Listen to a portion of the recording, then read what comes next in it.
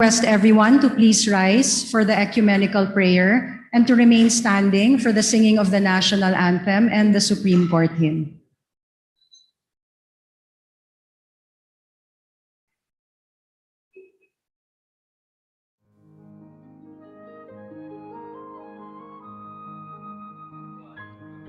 Almighty God, we stand in your holy presence as our supreme judge.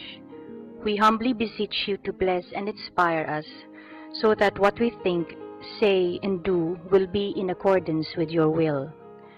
Enlighten our minds, strengthen our spirit, and fill our hearts with fraternal love, wisdom, and understanding, so that we can be effective channels of truth, justice, and peace. In our proceedings today, guide us in the path of righteousness for the fulfillment of your greater glory. Amen.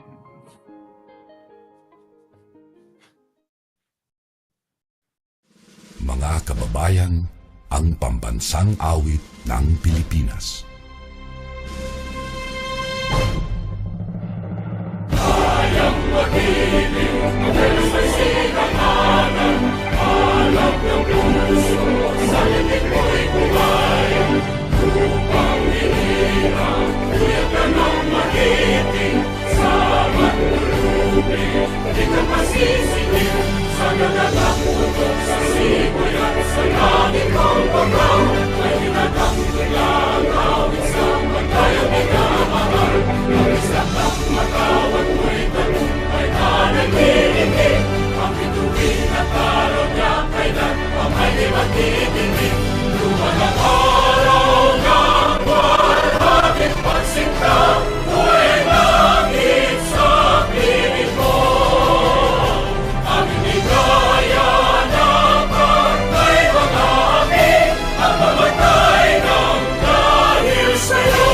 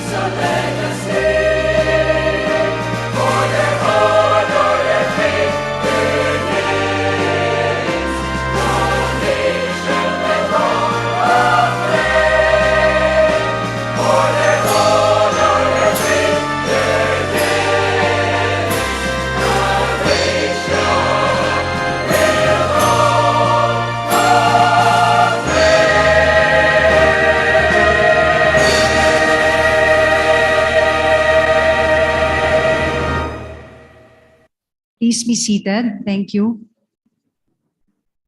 Magandang hapon, Pilipinas.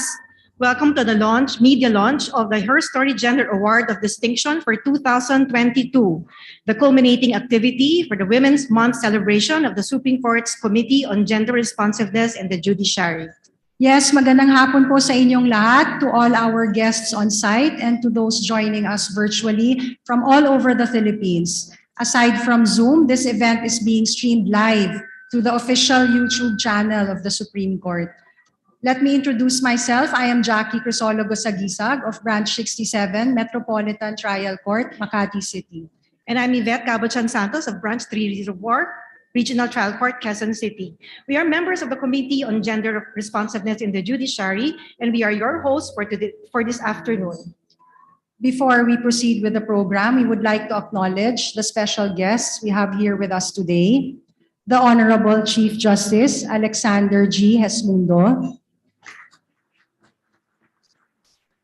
Justice Amy C. Lazaro Javier, Chairperson of the CGRJ, Justice Henry Jean Paul B. Inting, Vice Chairperson of the CGRJ, the Associate Justices of the Supreme Court, Senior Associate Justice Estela M. Perlas Bernabe, Justice Ramon Paul L. Hernando, Justice Josep Y. Lopez, Justice Japar D. Dimaampao, and Justice Jose Maidas P. Marquez. Presiding Justice of the Sandigan Bayan, Justice Amparo M. Kabatahetang. Court Administrator Raul B. Villanueva.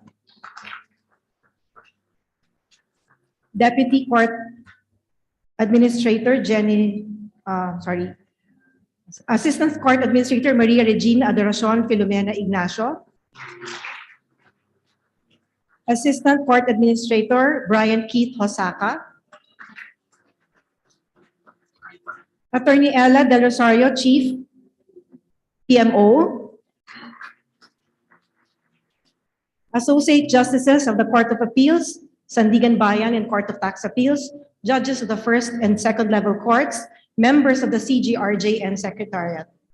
And the Supreme Court's development partners, from the Australian Embassy, Mr. Paul Harrington, First Secretary for Development,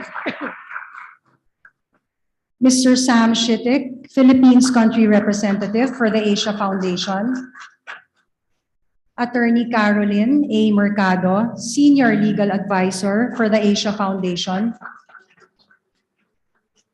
And last but not the least, of course, we acknowledge the presence of media members who are also with us here today. So we are launching the Her Story Gender Award of Distinction for 2022. This is a project of the Supreme Court and the CGRJ, and this award seeks to recognize the many stories of women judges and their triumphs over all challenges that they experience on account of their gender. So ladies and gentlemen, this is the first gender award of its kind in the Philippine judiciary, and this is really her story in the making. We are lucky to be part of this project and to be in the presence of such strong and inspirational women for today's launch. Not only strong, inspirational women, just Jackie, beautiful women as well, just like our first speaker. Do you know that she is an Ulirang Ina awardee, and she held a zero backlog case docket as Associate Justice of the Court of Appeals. So I am sure everyone will agree that our first speaker is strong, beautiful, and very hardworking. She's the chairperson of the CGRJ, which was reorganized just last year during the pandemic. But despite all the challenges, she led the committee and made sure that the courts, from the first level courts all the way up to the Supreme Court, would still have programs to address gender issues. So to deliver the opening remarks, Justice Amy Lazaro Javier.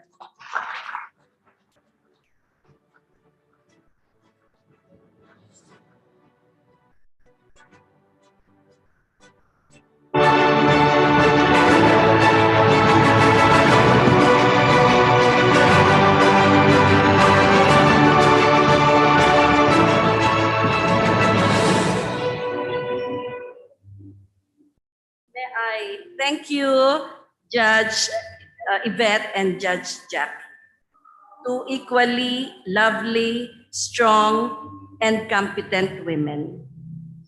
I would like to thank you for making the acknowledgements and the introduction. So may I just adapt them with your kind permission. I adapt the acknowledgement and the recognition in full made by our two very efficient and competent MCs. The first known use of the term her story, take note small s and one word only, her story, was by American poet and activist Robin Morgan in her 1970 anthology, Sisterhood is Powerful. In the book, Morgan used the term to stand for the H in the acronym of the feminist organization WITCH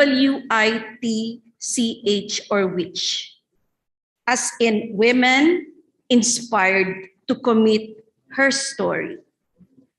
As the term grew in popularity, it was understood as a neologism and a feminist critique of the historiography which second wave feminists deemed to be written from a male point of view.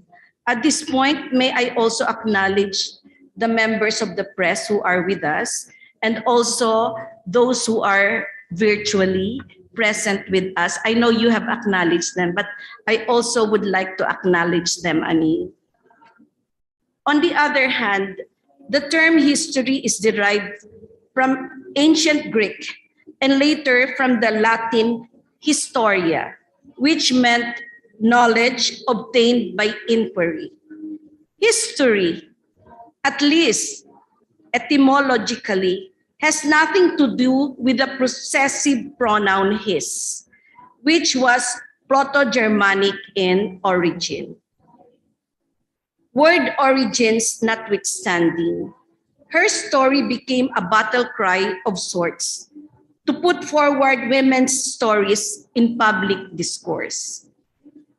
The study conducted by the Asia Foundation through the support of the Australian Department of Foreign Affairs and Trade, her story in numbers, female judges, diversity and mobility in the Philippine judiciary is a scholarly work meant to add to our society's growing tapestry of stories. It asks a question of institutional reflection.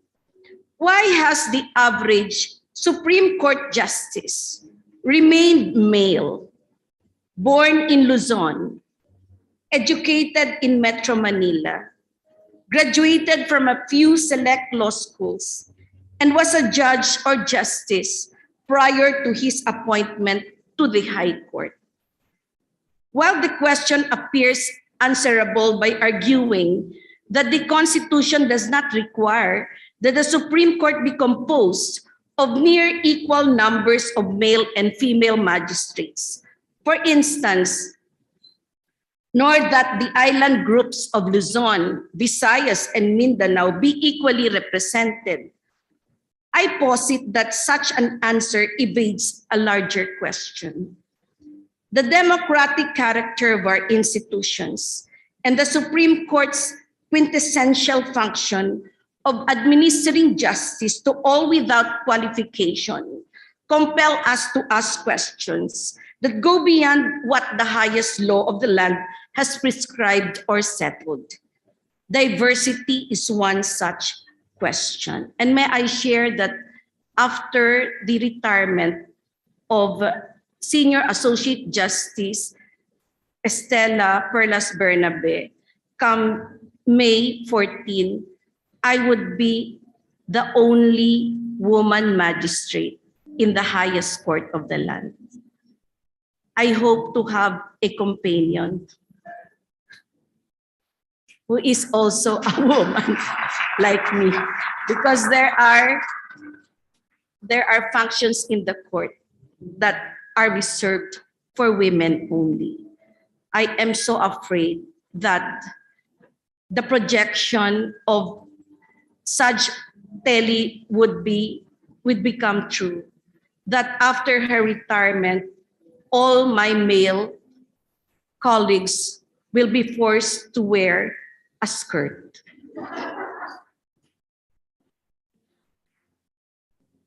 This study of her story, but please don't get me wrong, I am so happy in the midst of our male colleagues in the Supreme Court. I think Saj Telly can say the same thing. Also, those who went ahead of us, like Justice Rory, we have all gentlemen in our midst in the highest court of the land, led by no other than the most gentleman of all, Chief Justice Alexander G. Hesmundo.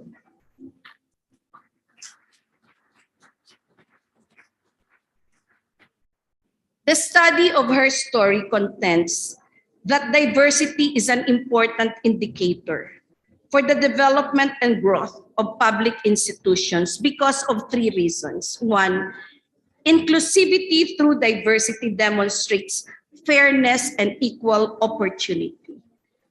Institutions which reflect society's diversity are given legitimacy through socio-cultural perceptions that they are just, inclusive, grounded, and accessible, and the wide range of perspective enrich decision-making through a variety of experiences. The study does not haughtily put forward a definite conclusion, but in fact suggests that similar studies be undertaken to analyze further the milieu that is the Philippine judiciary. This call, I believe, indicates that such a question is far from the end of the story, far from the end of the story of women jurists at any rate. It is not a fixed proposition, certainly not an immutable characteristic of the Supreme Court. The question may altogether be mooted when society and our institutions evolve and change. Today's event, Her Story, Gender Award of Distinction for 2022 is both a demonstration of and a clarion call for what can be.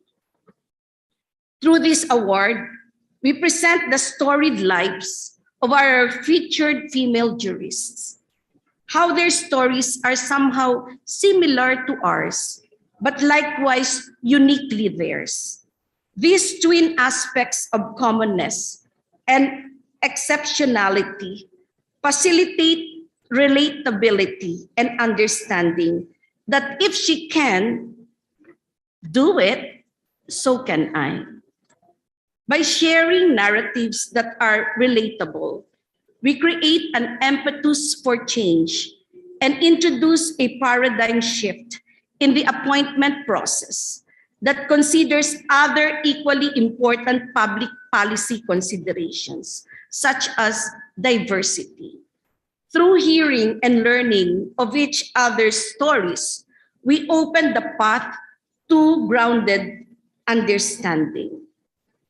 Through this award and its subsequent iterations, I fervently hope that women jurists' stories are given their share in the limelight, not merely to provoke public imagination and invite a few passing nods of agreement, if not empathy, but ultimately to ensure that in the realm of public discourse, women are heard. So let us hear our sisters' stories and celebrate them for their many triumphs. Magandang hapon sa inyong lahat, mga kaibigan.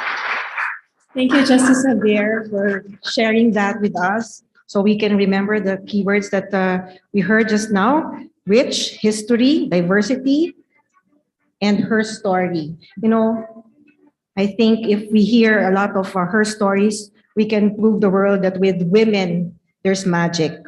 Yes, that's true, Judge Yvette. Thank you very much, Justice Javier, for that introduction on Her Story. And of course, the Her Story project would not be possible without the support of the Supreme Court's development partner, the Asia Foundation. We are all familiar with the Asia Foundation. It has been in the Philippines since 1954. The foundation works with the Supreme Court to implement case decongestion projects and piloting reforms to reduce court delays. Yes, Just Jackie, just like the Justicia and the CTMS, a monitoring system to ensure compliance with the timetables by the trial courts. Yes, the trial courts, we are all familiar with the projects of the Asia Foundation. It has been a steadfast partner of the courts for judicial reform. And with us this afternoon is the country representative for the Philippines. He was appointed in July 2017, and he oversees the foundation's programming in the country, focused on supporting economic growth, strengthening justice and the rule of law, fostering peace and development, and improving governance. To deliver a message for all of us, let us give a warm welcome to Mr. Sam Shipig.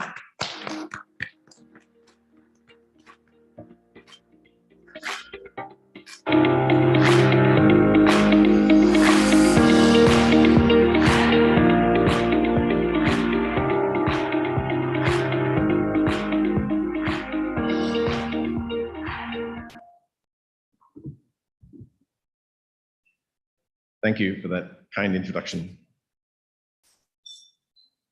Good afternoon. To the Honorable Chief Justice, Alexander Gizmundo, sir. To the Honorable Senior Associate Justice,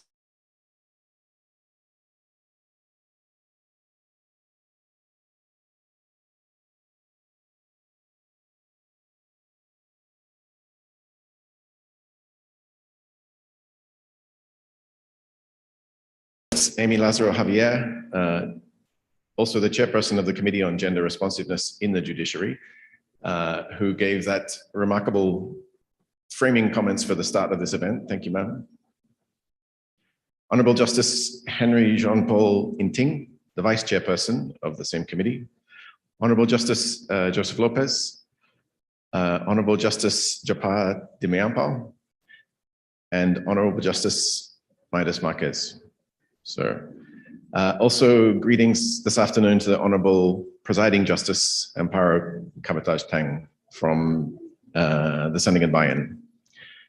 To all of the other members of the judiciary, the Associate Justices of the Court of Appeals, from the Sandigan Bayan, from the Court of Tax Appeals, the executive judges and the judges of the first and second level courts, and the honorable members of the Committee on Gender Responsiveness in the Judiciary, and also the Philippine Women Judges Association.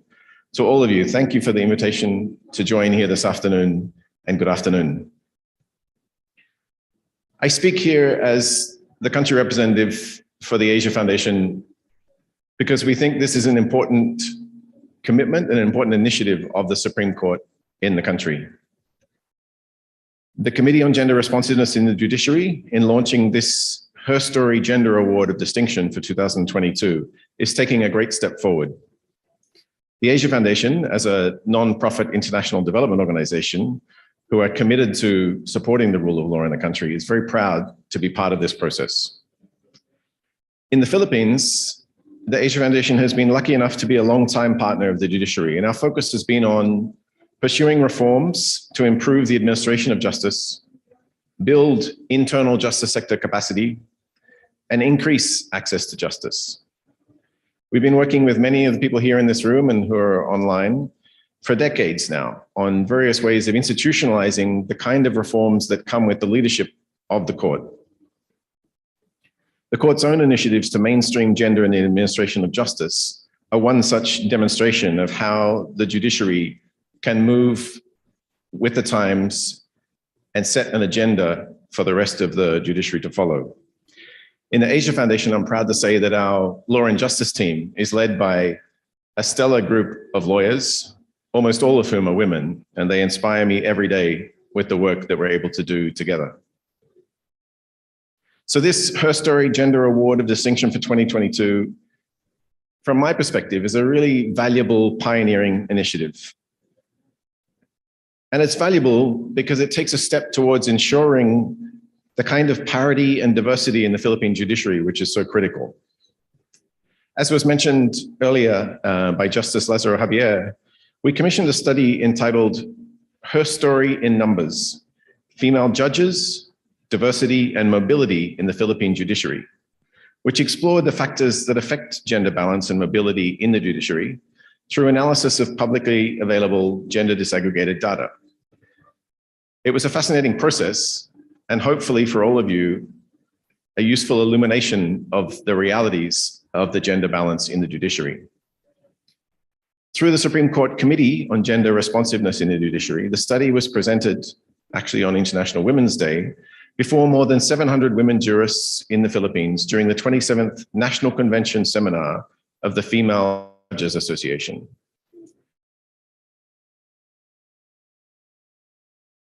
Data to enrich what was found in the first phase.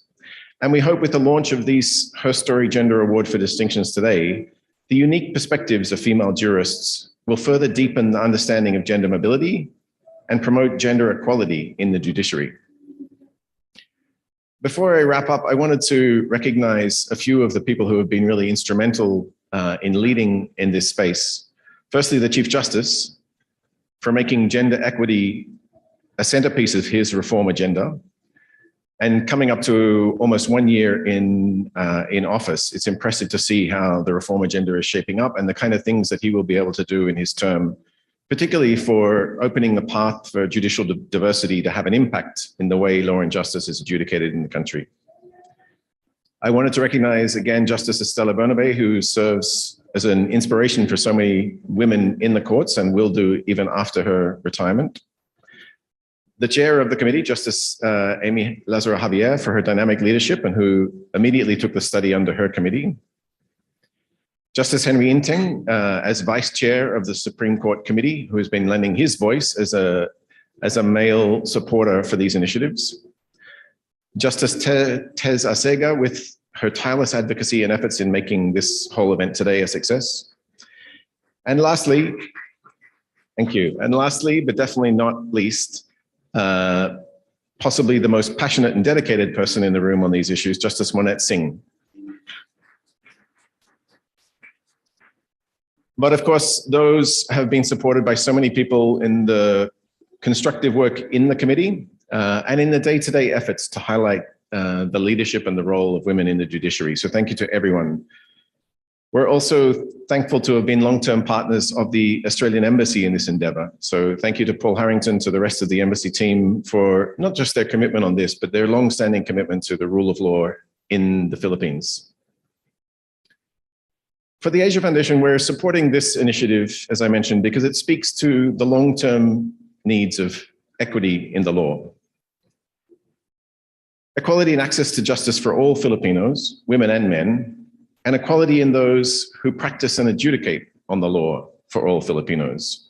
We heard very eloquently from Justice Javier at the start about how that balance is at the moment in the highest court. It's impressive to me to note that for a while now, the Philippines has had more female law students than male. The last count was 57% of law students are female. They're outperforming men, not just in entry to law schools, but also in their qualifications to practice. That's a reflection of how some of the barriers to women's involvement in law have shifted or been lowered, even if they've not been fully removed. In the coming decades, I expect to see ripples from that numerical advantage flow through to the way in which justice is adjudicated in the country. And it's going to be fascinating to see how some of the stories that are captured through her story and the stories that are presented here today are going to influence not just those who are coming into the law system, but those who will be seating as judges through the various courts of the land and adjudicating for all Filipinos. And lastly, thank you on a personal note for inviting me, a man, to speak at an event like this, which should be wholly focused on the women who are inspiring us. It's an honor to give a message of solidarity, and it's also a responsibility. And so for me, I make a commitment to follow through on the responsibility which you have asked of me, to continue to support our shared commitment to a justice system that guarantees gender equity not only in law, but also in reality. Thank you very much. Thank you, Mr. Chitik. We request for you to stay on the stage. We call on Justice Singh and Justice Xavier for the token of appreciation. We look forward to working with you in more judicial reform projects, Mr. Chitik. Thank you.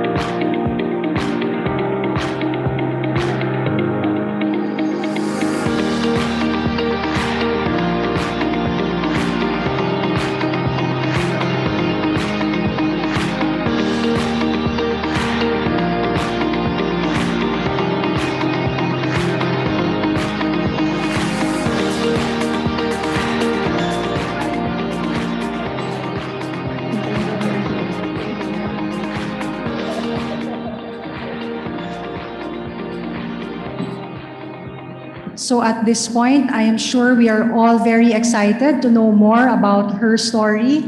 I mean, we all have our stories to tell, and it is good that we now have this platform where we can learn from each other and encourage one another. Maybe Judge Yvette, you want to start and share your story, just a little bit of your story. Well, I started as a court legal researcher in 1997, so that's about 25 years already. And then I became branch clerk of court before I became a judge of the MTCC, and then it led me back to Quezon City RTC. And I'm now even co-hosting this historical event with you. So, you know, everyone here has one way or another encountered challenges, be it as a mother, a wife, a daughter, and of course in our professional careers. Yes, Judge Jackie, my story is about my smooth beginnings, no, but I'm sure there are others out there who have a lot of things to share about their challenges. That is why Her Story project came about. Yes, and as they say, when women support each other, incredible things happen. And so I really truly believe that we women should be uplifting each other, especially in this field that we are in. For our next speaker, for example, she has been such a great inspiration to me personally. To me too. Yes. She has been in the judiciary for 20 years, and she herself has overcome a lot of challenges in her career. She's also a member of the CGRJ, which is just one of the many, many, many other Supreme Court committees that she is part of. She has broken through the glass ceiling over and over again, and she continues to lead the way for women jurists. To give us an overview of her story, I am honored to present Justice Maria Filomena D. Singh, Associate Justice of the Court of Appeals.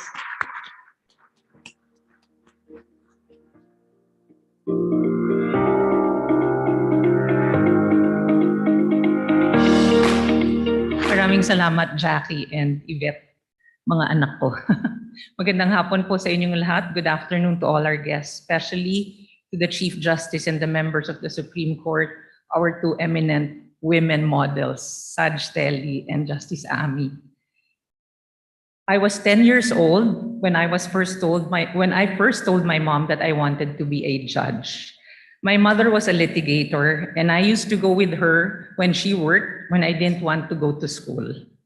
We were at the then Court of First Instance of Rizal, still sitting at the Rizal Provincial Capitol, or Capitolio, as they called it. I was in awe at the judge who came out donning a black robe and who successfully hushed the overflowing courtroom with his entry. Everybody stood up for him. And when he spoke, everyone listened. He was addressed, Your Honor, by everyone. And he had a hammer-like weapon, which he banged at will. Of course, I later found out that that was called a gavel and would be given one during my orientation as a new judge, a quarter of a century later. I told my mom after the hearing, Ma, I want to be a judge. She replied, good, you want to be a lawyer too. I hastily corrected her and said, I don't want to be just a lawyer like you. I want to be a judge like that man. Not knowing at the time that I'd first have to join the Philippine Bar and practice law before I could earn a post as a judge.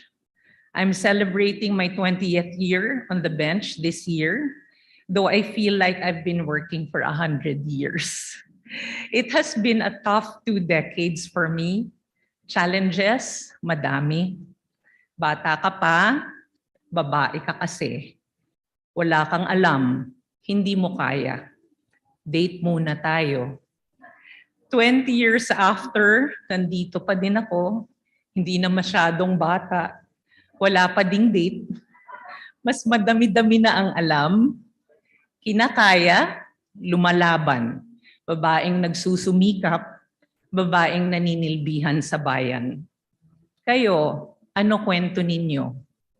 Through her story, the Gender Award of Distinction, we want to listen to your stories and provide a forum to share our experiences, our challenges, our failures, and our triumphs as judges, women judges.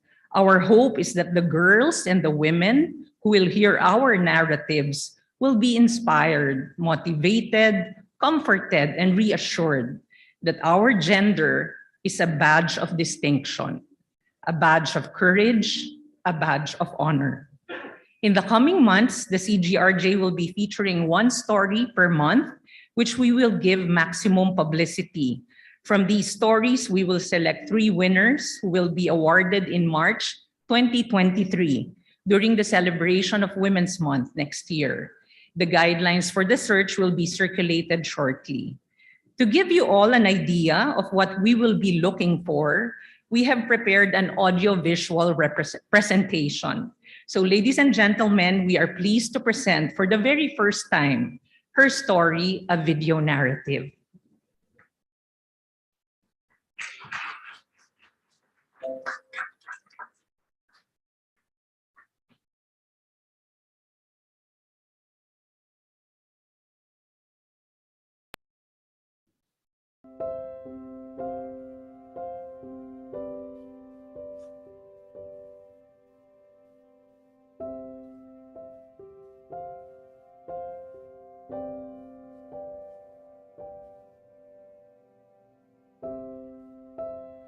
This is the Supreme Court building where the 15 justices of the highest court of the land hold office.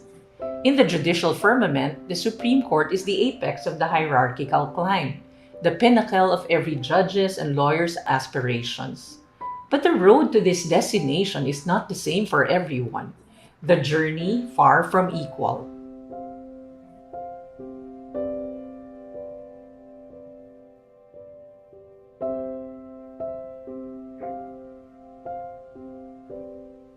Her Story is a study in gender diversity and mobility in the Philippine judiciary. It illustrates the growing equality and diversity in our trial courts, but at the same time presents a picture of the continuing gender imbalance in the collegiate courts, including the Supreme Court. Behind the statistics, however, lie the very real stories of the women who people our courts and dispense justice as a way of life. How did they end up on the bench? How has their gender influenced their actions? What challenges have they faced in their respective journeys? Let us listen to her story.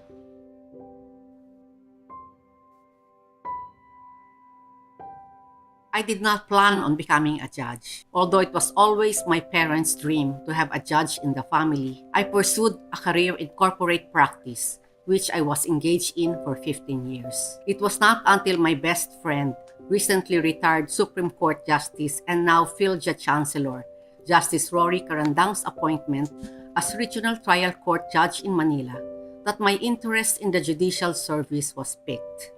She would always share her experiences as a judge, which inspired me to apply as well. The rest is now history. Going through all the levels of the judicial ladder as a female career jurist, I can undoubtedly say that furthering the cause of justice has given me an incomparable sense of fulfillment. While men have traditionally dominated the upper echelons of government, my gender has never stifled my aspiration to serve the Filipino people to the best of my ability. I was called to public service early on. I was a public school teacher at the La Candula High School in Tondo, at the Ramon Magsaysay High School, and at the Manila Science High School. While I was teaching, I was also studying law. Despite being a working student, I was blessed to graduate in 4 years and dedicate my medal as class valedictorian to the two great women in my life, my widowed mother Sigma and my blessed single aunt Libertad. Continuing on this path, I decided to join the office of the Solicitor General and rose to third in precedence as an Assistant Solicitor General after 24 years as a government advocate. By then, I felt ready to take the next step in my professional journey, and so I applied as an Associate Justice of the Court of Appeals. I also felt that my departure from the OSG will give room for the next generation of female solicitors to rise and claim a place in the upper tier. My story is not common.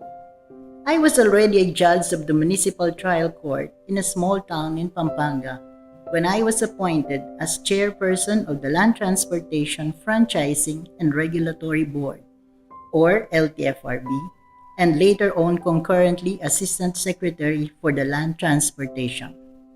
Back then, the executive department was still what we may call an exclusive men's club. And in a world dominated by male public utility vehicle operators, owners, and drivers, a woman directed and regulated traffic. That was me. Later, I was appointed as Commissioner of the Commission on Elections. There, I was involved in a male colleague, a junior at that, kissed me in his chambers. I rejected all advances and fought to the consequent fallout. When my term was about to be completed, the call to return to the judiciary became irresistible. I accepted the nomination and I was appointed as Associate Justice of the Court of Appeals. Now, I am its presiding justice. It may be said that I was thrown neck deep into the waters of the judiciary when I was appointed as the presiding justice of the Sandigan Bayan barely a year after joining the court and serving 30 years in the OSG. I had to really swim for my life. Imagine such an appointment. First, into a male-dominated court, and second, into what may be characterized as a quantum leap to the top seat. In an institution steeped in tradition and just as patriarchal as the rest of Philippine society, the most jarring factor to many was probably that I was a woman. I heard all sorts of criticisms. However, I readily took on the challenge by buckling down to work, focusing on the results, and leading by example. The accomplishments of the court under my leadership are my answer to all the doubts and what-ifs. Work is work, but being a woman means being held up to a higher standard every time. For me, that high standard has been a way of life. I've served my country for more than 31 years in the judiciary as a branch clerk of court, as a Metropolitan Trial Court judge, and lately, for the last 19 years, as a regional trial court judge. There are many times in the past that the way I look and comport myself has invited not just looks and whispers, but direct questions. So how do I respond? I would just routinely smile and shrug and just focus on my work. We live in a society that's outwardly liberal and liberated, but which is at heart very, very traditional and weighed down by the structures of culture, religion, and our general history as a people. These feed stereotypes and biases that to continue to cloud both our collective and individual consciousness and influence our judgments. These are very real challenges to diversity and equality in the judiciary. After almost 3 decades in this institution, I still get a second look. But hopefully now, it is because they know who I am and proud of the work I've done. Mens sana in corpore sano. The work of a judge is full-time, or rather, it is unending. There are no rest days or holidays. Even while you're already in bed about to sleep at night, you are either mentally reviewing your work you did earlier that day or mentally preparing for your hearings on the following day. It is work that requires a healthy person's vigor and strength, both physically and mentally. In 2020, I was diagnosed with breast cancer. At that point, all I could think of was working on extending my life as long as possible, and to that end, eliminate all aggravating factors that could worsen my medical state. My job being the heaviest stress source. But I asked myself, am I ready to concede that I am no longer able and fit to be a judge? Thankfully, I am a woman of great faith and determination. I underwent treatment and experienced the oft-portrayed side effects like nausea, vomiting, loss of my hair, fatigue, including chemo brain. I was physically and emotionally drained because of the treatments. But I did not give up. I held on to the image of the gavel I will during court sessions, because for me, it is a symbol of strength and decisiveness. Yes, I decided that I will not allow cancer to define me. I was going to fight and survive. So here I am. I beat cancer, and I have remained in my post. Whatever trials await me in the future no longer intimidate me. Cancer has taught me to be strong beyond my imagination. I come from humble beginnings is often heard as an auspicious start of a success story. But for me, it is inadequate to describe the spectrum of challenges and experiences born of economic want. In particular, for someone whose dream is to sit on the bench, donning the black judicial robe, economics poses a huge hindrance to diversity and mobility.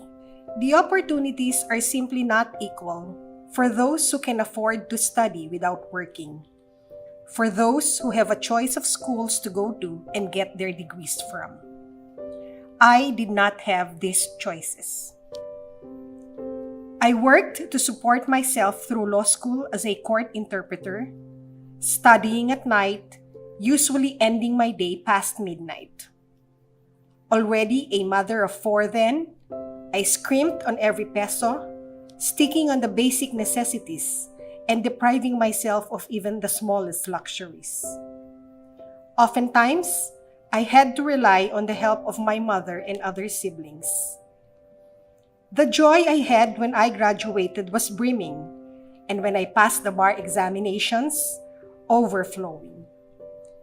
All my sacrifices paid off. My efforts were validated. Diligence and determination are great equalizers. I was later promoted to the position of branch clerk of court, and then as a legal officer for a government bank.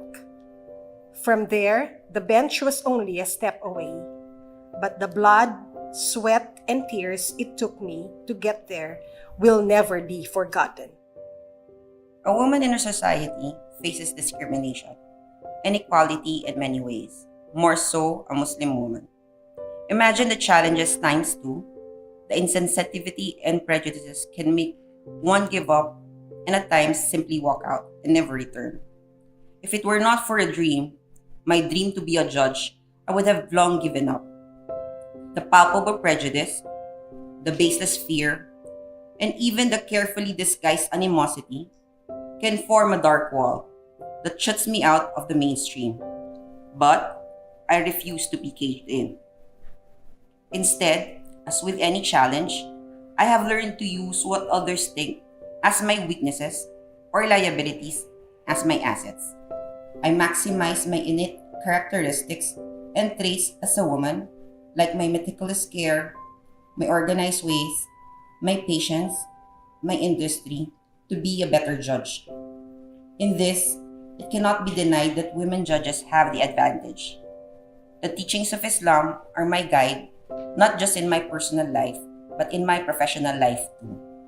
This unique combination has made me feel more anchored and confident as a judge. Today, I am a proud Muslim judge, and this is because I am a strong woman. After 26 years of judicial service, I am grateful to say that my gender has not hindered me from achieving the goals I set out to accomplish. However, I do not discount the fact that some of the predominant patriarchal structures that have been deeply embedded in our history still remain. Therefore, women must incessantly strive to be ambitious and through integrity and excellence continuously erode any remaining barriers of gender inequality. Now, I'm proud to say that women judges in the lower courts already outnumber men. We have truly gone so far, and I am optimistic that it is only a matter of time before this trend catches up at the level of the collegiate courts, including the Supreme Court. After all, the test of judicial competence has never been based on gender, but on one's own individual merits. The cause of justice should always be inclusive. When it comes to gender-based issues, I have truly seen it all, the good and the bad alike.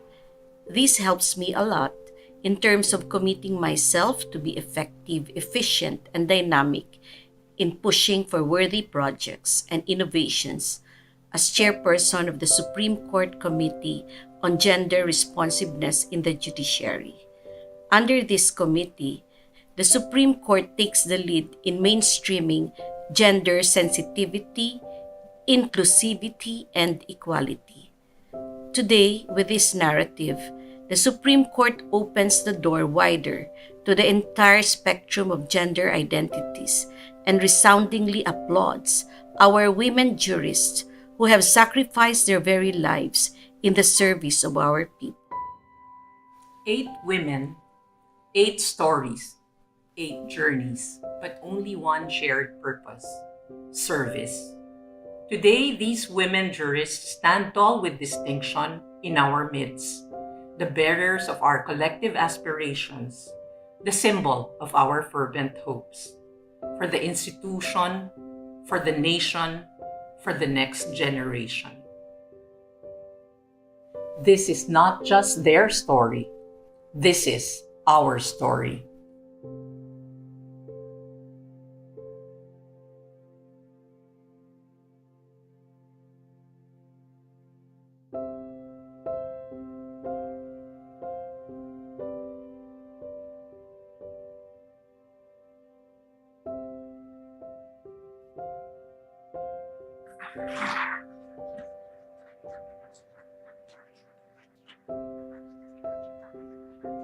May we call on Justice Enting, Justice Singh, and Justice Maria Teresa Mendoza Erceca for the token of appreciation. May we also call on the inspiring ladies from that video presentation to come forward for the awarding of tokens. Justice Estela M. Perlas Bernabe for awarding of tokens, ma'am. Justice Ami C. Lazaro Javier. Justice Amparo M. Cabotaje Tang.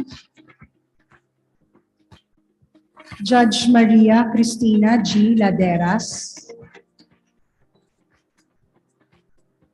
Judge Maria Zenaida Bernadette E. Mendiola. Judge Rehan B. Sampaw Hasiman. and Judge Selma P. Alaras.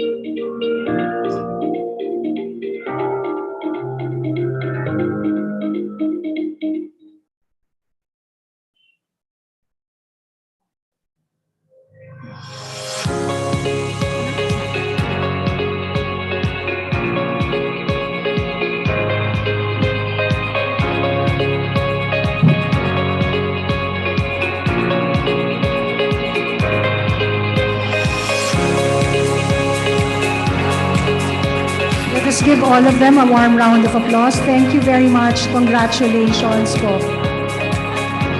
So moving on to the other most awaited part of the program is the keynote address from our beloved Chief Justice Alexander Gesmundo, who incidentally will be celebrating his first year as Chief Justice on April 5. Happy anniversary, Chief Justice, and thank you very much, sir, for all your support, especially for the trial court, sir. Thank you Really very much. appreciate, Chief Justice, your concern, because you really made sure that the judiciary will continue administering justice without sacrificing the health and safety of the judges and the court personnel. Thank you, Chief Justice. Thank you, Chief Justice. And now, to tell us more about our keynote speaker is another member of the CGRJ and an active member of its subcommittee on policy. May we call on Justice Michael Frederick B. Musni of the Sandigan Bayan.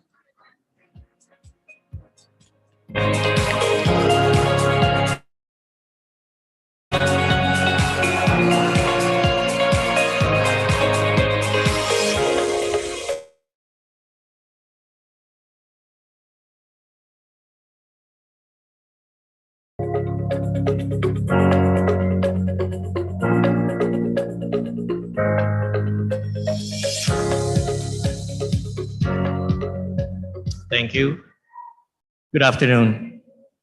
It is truly my personal honor and distinct privilege to introduce our beloved keynote speaker for this auspicious event. As we savor this moment after a long and unfortunate lull, we are blessed to be given the chance to gather anew today to greet each other with warmth and friendship as we end the festivities of this year's National Women's Month. This precious occasion is to a great degree owed to our Chief Justice, who has been a beacon of light to the judiciary as he steers us clear amid the darkness of this pandemic.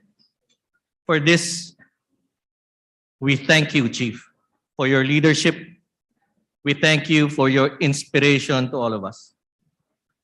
So, as fitting and proper, here to launch and the recognition of achievements of women members of the judiciary, with his vast experience from almost 37 years of servant leadership, from being inter alia, and I emphasize inter alia, a promising trial attorney of the OSG, a no-nonsense commissioner of the PCGG, a dynamic assistant solicitor general, a progressive and inspiring associate justice, and then the chairperson of the 7th Division of the Sandigan Bayan, and later the erudite Associate Justice and the 27th Chief Magistrate of the Republic of the Philippines. Friends, please welcome a source of pride of the Sandigan Bayan, the Most Honorable Alexander G. Gesmundo, Chief Justice of the Philippines.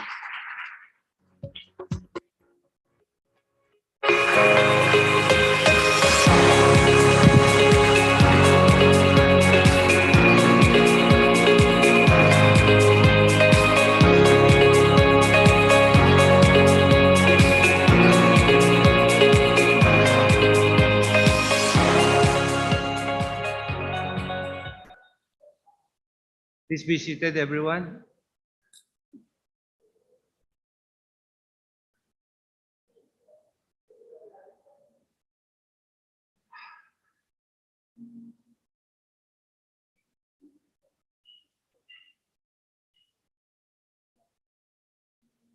Following the statement of Associate Justice Amy Lazaro Javier, I will skip the roll call.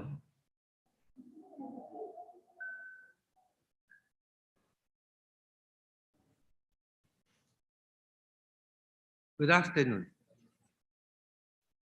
Today is the last day of March, International Women's Month, and we are gathered at this venue for the culminating activity of the Supreme Court Committee on Gender Responsiveness, the launch of Her Story, a gender award of distinction.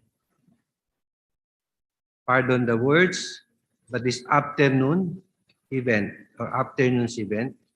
is not about Marites or Marisol. In early November of last year, during the kick-off for the 18th-day campaign to combat violence against women, I declared my commitment to keep gender equality and equity front and center during my term as Chief Justice. In the Supreme Court's strategic plan for 2021 to 2026, gender initiatives will be a pillar in our proposed outcome on access. Early this year, the Supreme Court approved our first ever organic guidelines for the use of gender-fair language and courtroom etiquette in the judiciary, which we envision will deepen everyone's sensitivity to all gender orientations and identities, reduce discriminatory stereotypes in both language and conduct, and foster a more inclusive environment in our courts and proceedings. Trainings on the application of the guidelines will commence shortly, and educational materials will be widely disseminated. The Supreme Court has also approved a study on feminism in Philippine jurisprudence, which will involve a qualitative analysis of dominant gender themes and philosophies, as well as any gaps or inconsistencies in local precedents. This is important to help identify points of restudy and reconstruction, and inform our way forward in adjudicating gender-related issues. The reconstitution and strengthening of our Committee on Decorum and Investigation of Sexual Harassment Cases, or CODI, in all levels of our courts and in all administrative offices is a priority agenda. More than its investigative function, we want to reinforce the role of CODI in preventive interventions in our workplaces, starting with nuanced discussions of sexual harassment in its many forms, and the available assistance for victims of sexual harassment. An important part of our message is that CODI is not constituted for the persecution of any gender, but rather for the protection of all. The COVID-19 pandemic has brought about a number of multitude problems Statistics show that the disturbing spike in recorded incidents of domestic violence against women and children. We shall continue to train our judges to handle these cases with utmost sensitivity, but always with fairness and impartiality. The directive is to prioritize these cases, including the issuance of urgent reliefs like TPOs, PPOs, and writ of habeas corpus, and to hear and resolve them swiftly and efficiently. Likewise, by reason of the quarantine restrictions and lockdowns, a good number of our female officials and personnel, including our women judges and justices, have had to bear the increased burden of working from home, while at the same time physically managing their homes and caring for their families. We are all too familiar with the stories of women multitasking with an open Zoom meeting while cooking or tending to their children at the same time. Their quality of life has been greatly diluted. We are thus proposing the establishment of child-minding centers in our courts to ease the dual burden of our female workers. The wave of mental health issues also doubled due to the pandemic. Recently, we lost one of our judges who suffered from postpartum depression. To say it is tragic does not approximate the loss experienced by her family and the community she served, nor the loss of our institution. To address this gap, we are setting up mental health units in our judicial regions across the country. The mental health of our officials and employees, our justices and judges, had been largely neglected in the past. Not anymore. These are just a few of the gender-related programs that the Supreme Court has undertaken towards the goal of mainstreaming gender sensitivity and inclusivity in our institution. Gender has become a word fraught with issues. It alternately makes people feel defensive and victimized. It creates an unhealthy divide and triggers sensitivities that are considered taboo for discussion in our culture. In a utopian world, there will be no need for these special programs and activities because there will be equality across genders. But we live in a dystopian society where inequality constantly rears its ugly head, where despite the guarantees of our fundamental law, Filipino women still have to continuously fight for their rightful place at the table. Her story, a study of gender diversity and mobility in our society. The statistics are a testament to the continuing struggle for equality of our female colleagues. Although the number of women judges are now almost at par with the number of male judges, this ratio is not carried over in our collegiate courts, especially in the Supreme Court. Even though that I am the chairperson of the Judicial and Bar Council, I will not be able to promise that there will be an equal number of female nominees as the male nominees for the collegiate court vacancy. But this much I can guarantee to all of you. During my term, nominations shall be merit-based. Your gender will not matter as long as you satisfy the constitutional criteria of competence, integrity, probity, and independence. Because the bottom line should never be about race, gender, religion, or political persuasion. It should always be about merit. To conclude, today, on the last day of Women's Month, allow me to salute our lady justices and judges, the courageous women of our judiciary, those who are with us now, those who came before them, and those who will follow in their footsteps. You have shown beyond any doubt that this world is a much better place because of your gender. Finally, my congratulations and thanks to the Committee on Gender Responsiveness for the Judiciary under and Justice Henry Paul Inting, Vice Chairperson, and its members for the successful holdings of events in celebration of International Women's Month. Thank you and good day to all. We will request the Chief Justice to remain on stage for the token of appreciation. We also call Justice Javier and Justice Enting to give the award.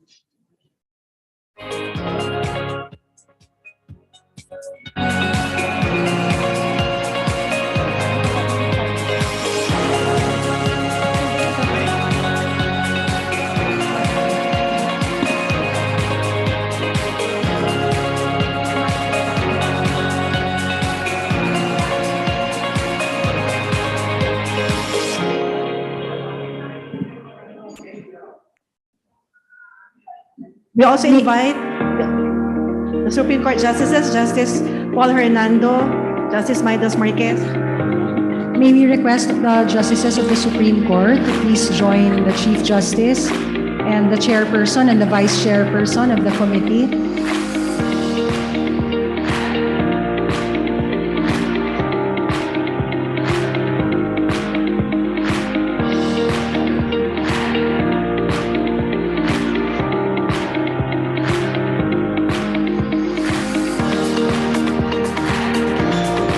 By the way, we have a parking flat rate for everyone. Just coordinate with the waiters that you see around.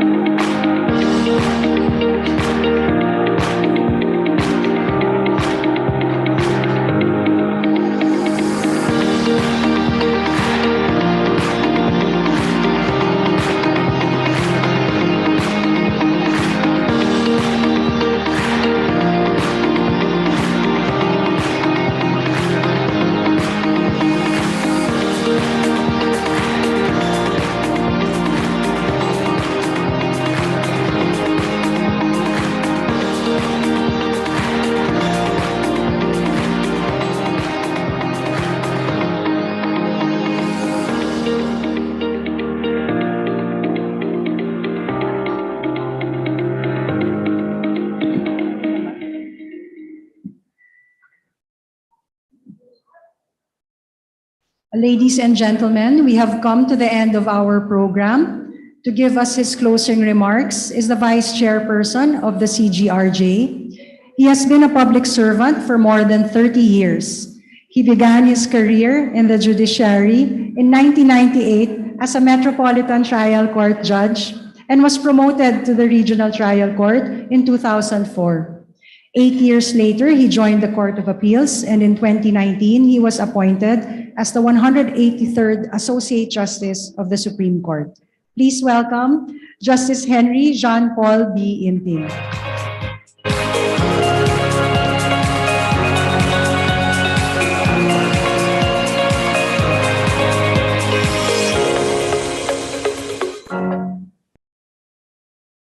Thank you, Judge Jackie and Judge Yvette. Chief Justice Alexander G. Esmundo, Senior Associate Justice Estela M. Perlas Bernabe, Associate Justice Amy C. Lazaro Javier, Chairperson of the CGRJ, Mr. Sam Chitik of the Asia Foundation, my beloved colleagues in the Supreme Court and fellow workers in the judiciary, members of the bar and distinguished guests here and via Zoom, a pleasant afternoon. Plurality of thoughts, orientations, and ideas is the cornerstone of democracy. In several vibrant moments of advocacy and activism throughout Philippine history, Filipino women judges and justices have stood their ground against political influence and pressure.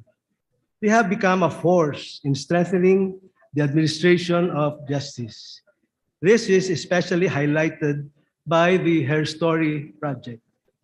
I take this opportunity to thank the Asia Foundation for commissioning the study on gender diversity and mobility in the Philippine judiciary. I congratulate our Committee on Gender Responsiveness in the Judiciary for successfully organizing this activity. Your efforts and dedication are highly appreciated and do not go unnoticed. The Her Story project reveals to us the crucial role of courts in addressing inequality, discrimination, and gender injustice against women. The Her Story project emphasizes the considerable relationship between gender and judicial independence. Yet, despite the number of women lawyers and judges having significantly increased in recent years, as reflected in the study, they remain a small proportion of the bench, particularly in the Supreme Court.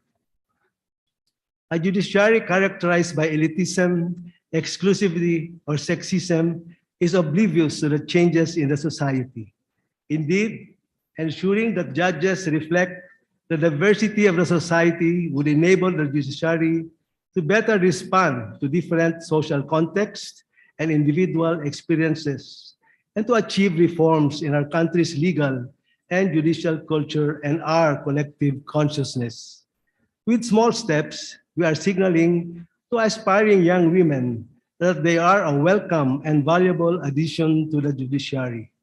Their male colleagues may be capable of sound and compelling legal reasoning, but the presence of women in the judiciary enhances adjudication.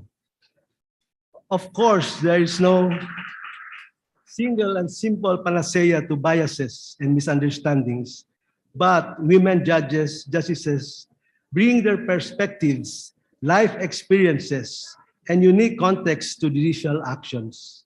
They draw attention to considerations often overlooked by those unfamiliar to gender-related struggles.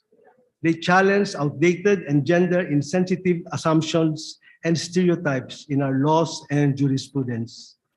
Their valuable presence allows the judiciary to look at the issues of the society more comprehensively and emphatically. A final word, the important contributions of women justices should be celebrated. As the court's composition becomes more diverse, customary practices are adjusted, and old methods are updated. The presence of new faces and new voices is a compelling spur for the judiciary as a whole to consider itself in a new light, potentially leading to further modernization and long overdue reform. The Philippine judiciary, with the Supreme Court at its forefront, is already working and is ready to join forces with others towards such change. Thank you for your attention.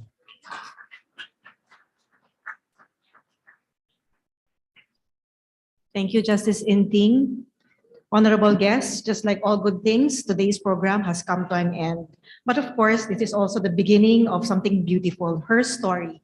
So we encourage our colleagues, women jurists, to join the Her Story project and tell us your story, share your story, and guidelines will be circulated soon.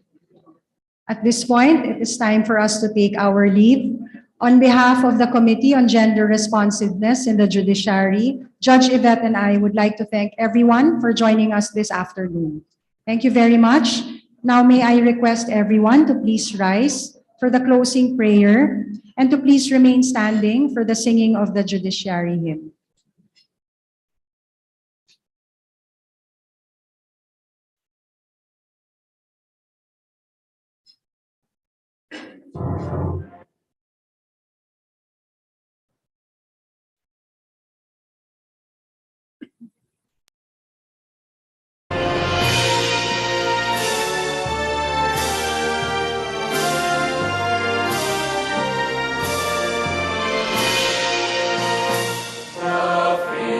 Philippine judiciary was born